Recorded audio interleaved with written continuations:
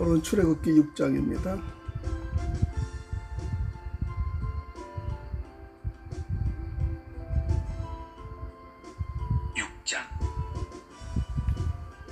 여호와께서 모세에게 이르시되 이제 내가 바로에게 하는 일을 내가 보리라. 강한 손으로 말미암아 바로가 그들을 보내리라. 강한 손으로 말미암아 바로가 그들을 그의 땅에서 쫓아내리라. 하나님이 모세에게 말씀하여 이르시되 나는 여호와이니라.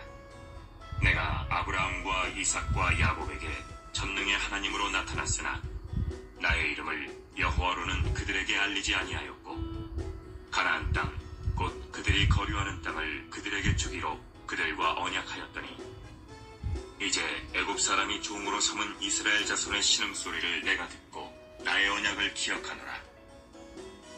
그러므로 이스라엘 자손에게 말하기를 나는 여호와라. 내가 애굽 사람의 무거운 짐 밑에서 너희를 빼내며 그들의 노역에서 너희를 건지며 편팔과 여러 큰 심판들로써 너희를 속량하여 너희를 내 백성으로 삼고 나는 너희의 하나님이 되리니 나는 애굽 사람의 무거운 짐 밑에서 너희를 빼낸 너희의 하나님 여호와인 줄 너희가 알지라. 내가 아브라함과 이삭과 야곱에게 주기로 맹세한 땅으로 너희를 인도하고 그 땅을 너희에게 주어 기업을 삼게 하리라. 나는 여호와라 하셨다 하라. 모세가 이와 같이 이스라엘 자손에게 전하나 그들이 마음의 상함과 가혹한 노역으로 말미암아 모세의 말을 듣지 아니하였더라. 여호와께서 모세에게 말씀하여 이르시되 들어가서 애굽 왕 바로에게 말하여 이스라엘 자손을 그 땅에서 내보내게 하라.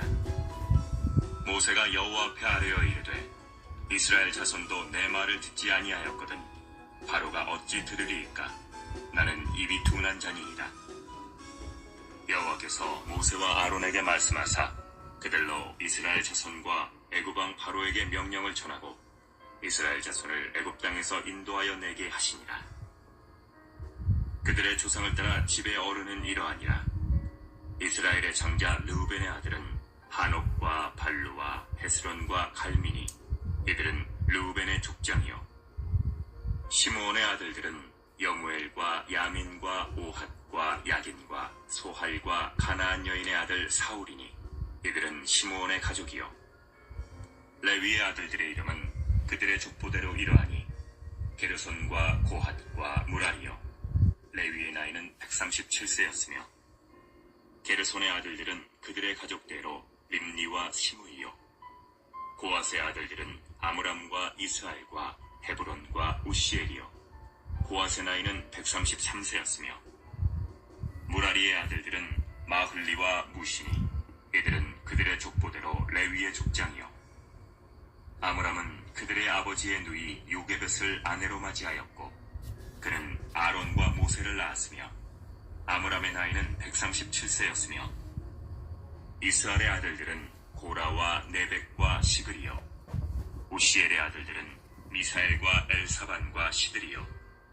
아론은 암미나답의 딸 나손의 누이 엘리세바를 아내로 맞이하였고 그는 나답과 아비후와 엘르아살과 이다마를 낳았으며 고라의 아들들은 아실과 엘가나와 아비아삽이니. 이들은 고라 사람의 족장이요. 아론의 아들 엘르아살은 보디엘의 딸 중에서 아내를 맞이하였고 그는 비느하스를 낳았으니. 이들은 레위 사람의 조상을 따라 가족의 어른들이라. 이스라엘 자손을 그들의 군대대로 애굽 땅에서 인도하라 하신 여호와의 명령을 받은 자는 이 아론과 모세요. 애굽 왕 바로에게 이스라엘 자손을 애굽에서 내보내라 말한 사람도 이 모세와 아론이었더라. 여호와께서 애굽 땅에서 모세에게 말씀하시던 날에 여호와께서 모세에게 말씀하여 이르시되 나는 여호와라. 내가 내게 이르는 바를 너는 애굽 왕 바로에게 다 말하라. 모세가 여호와 앞에서 아뢰되 나는 입이 둔한 자이오니 바로가 어찌 나의 말을 들으리이까.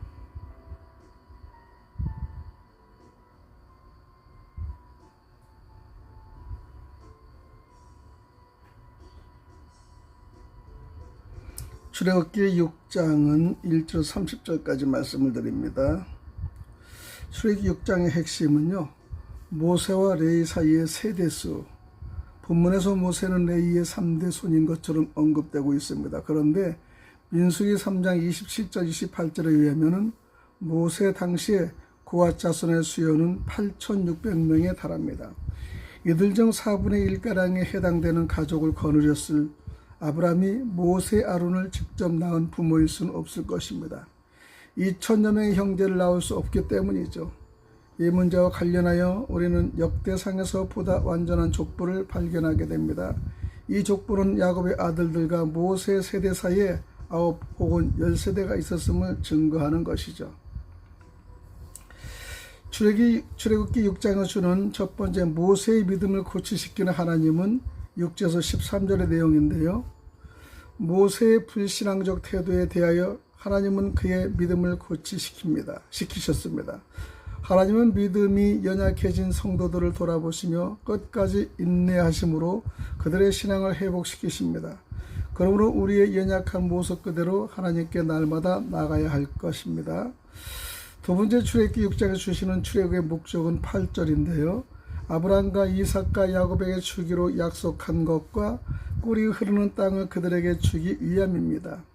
그들로 하나님의 백성을 삼아 만민을 구원하는 본보기로 삼기 위함이죠. 하나님은 우리에게 천국을 기업으로 주기를 원하십니다. 그러므로 우리가 천국의 기업을 누리기 위해서는 제약된 세상에서 돌이켜야 합니다. 즉 예수님을 영접하는 길만이 참 생명에 이르는 길일 것이죠.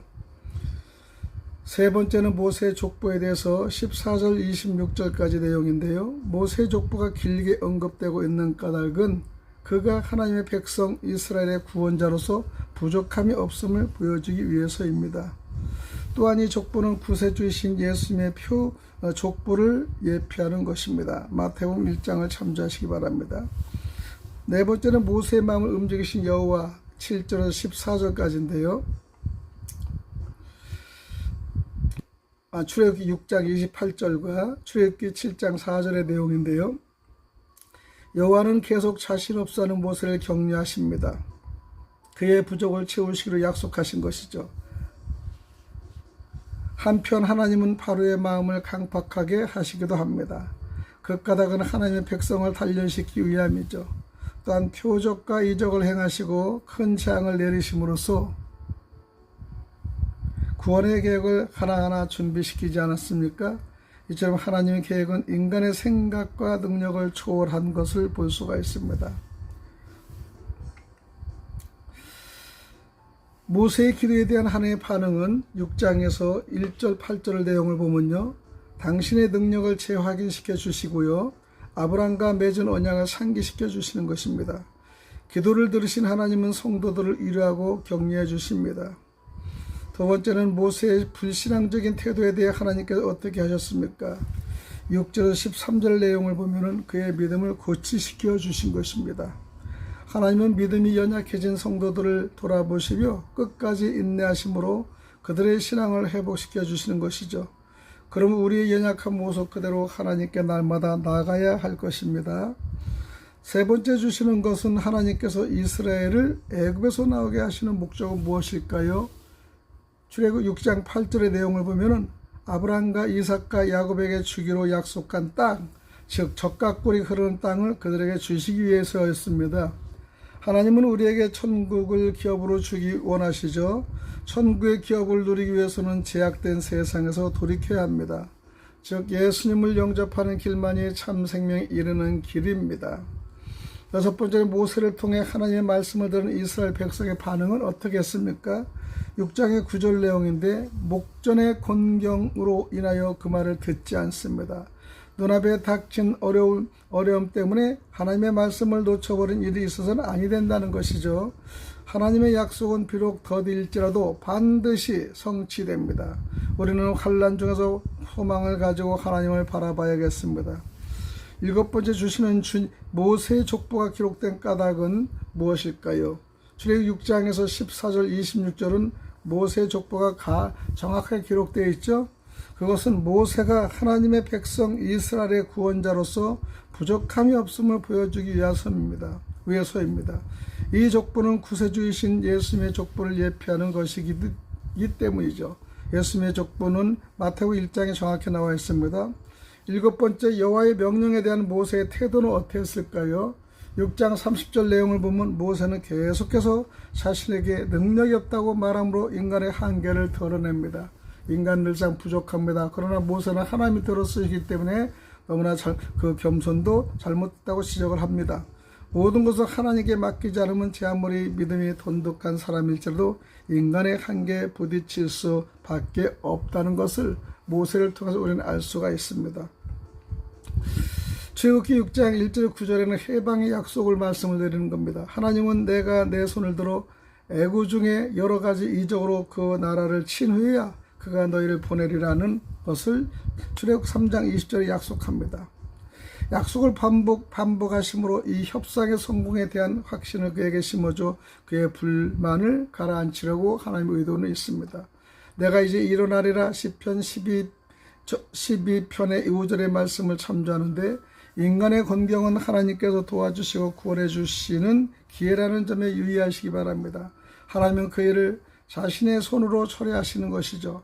강한 손을 더함으로 즉 강한 손으로 그것을 강요함으로 바로가 그들을 그 땅으로 쫓아내리라는 것이죠. 두 번째는 하나님은 모세와 이스라엘 백성 모두가 이 일의 영광스러운 결과에 대해 희망을 갖도록 격려하시기 위해 그에게 보다 자세한 지시를 내리시는 것이죠. 하나님은 다음의 사실을 통해 위안을 받으라고 말씀하십니다. 첫 번째, 여호와라는 하나님의 이름을 통해서 받아라. 하나님은 이제 여호와라는 그의 이름으로 다음같이 알려지려 하신다. 약속하신 것을 실행하시는 하나님을 알려지려고 하신다. 두 번째는 시작하신 일을 완성하시는 하나님으로 알려지려 하신다. 창조의 역사에서 하나님은 하늘과 땅이 완성된 뒤에야 비로소 여호와로 불리게 된다는 것을 창세기 2장 4절의 말씀을 드립니다.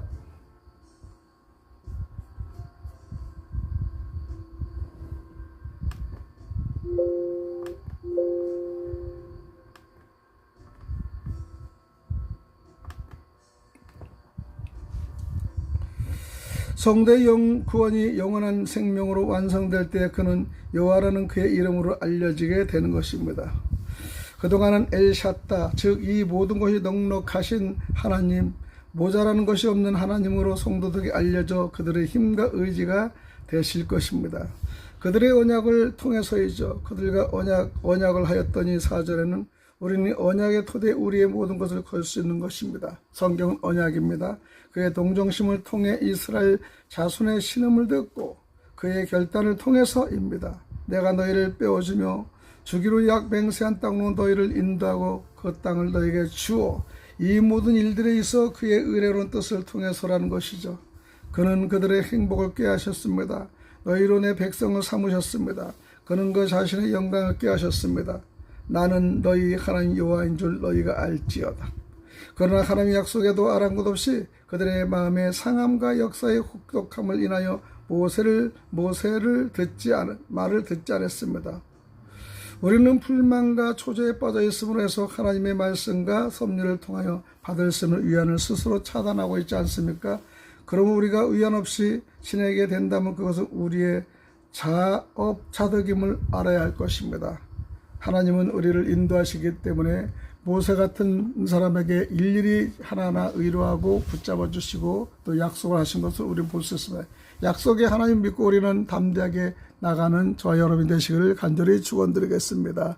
할렐루야.